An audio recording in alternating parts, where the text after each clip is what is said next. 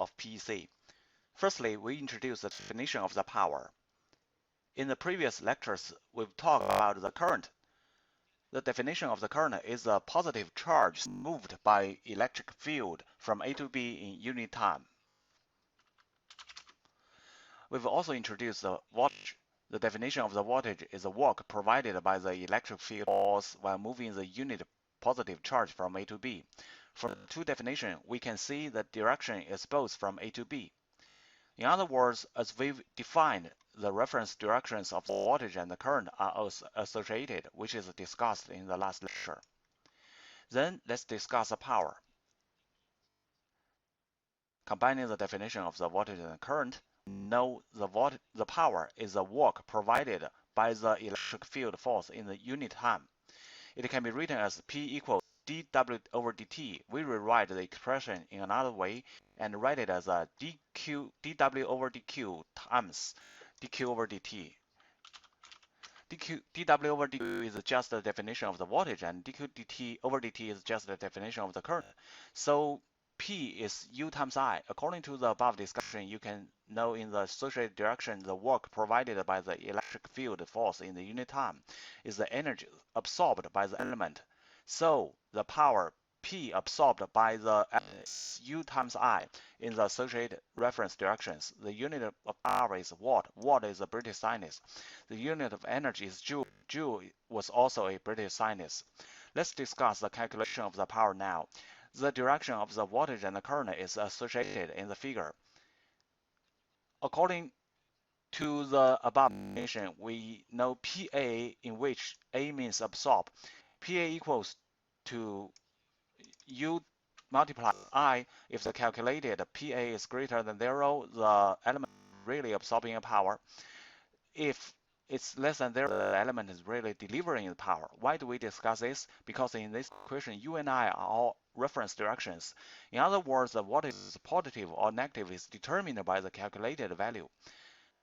If the reference directions of U and I is non-associated, as the figure shown at the lower left corner, similar to the previous analysis, we know the power delivered by the element is U times I, in which D means deliver. If the calculated PD is greater than 0, the element is really delivering power. If the calculated PD is less than 0, the element is really absorbing power. Then we have the first calculation method. P always equals U times I. If the reference direction of U and I is associated, the calculated power is absorbed by the element.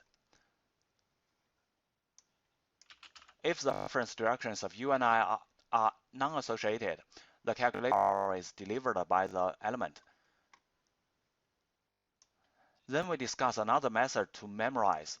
For the associated reference direction, the power absorbed by the element is U times I. For the non-associated reference direction, according to the definition of the reference direction, we know if the current direction of the current I is from lower to upper, then the direction of the current negative I is from upper to lower. The reference direction of U and negative I is associated. So for this element, PA equals U times negative I equals negative U times I. We'll calculate the result of U times negative I in the associated reference direction. The power absorbed by the element is negative U times I. Obviously, the power delivered by the element is U times I. This is a second way to memorize the calculation of the power. It is we always calculate the power absorbed by the element. In other words, we try to change the reference direction of U or I into the associated direction. Next, we do an exercise. There are two voltage sources here. U1 equals 10 volts, U2 equals to 5 volts, R equals 5 ohms. They are connected in series. We need to calculate the power of all elements. For such a simple question, we can easily know the current in this circuit is 10 minus 5 over 5 equals 1 ampere. We can also easily know UR is 1 times 5 equals 5 volts. For the resistance, the reference direction of its voltage and current is associated, so the power it absorbed is 1 times 5 equals 5 volts. For U1, the reference directions of its voltage and current is non-associated, so the power it delivered is 10 times 1 equals 10 volts.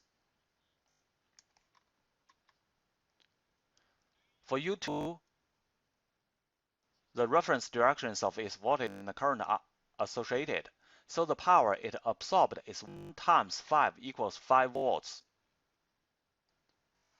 Now we've completed the calculation. Let's take a look at the whole circuit.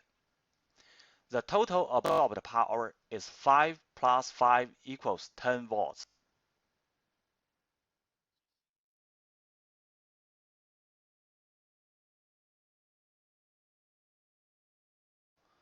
The total delivered power by the circuit is 10 volts.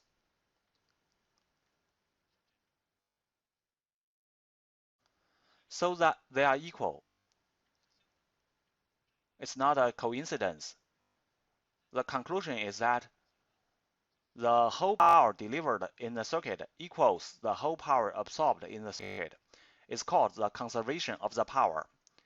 Okay, this is the end of lecture 5.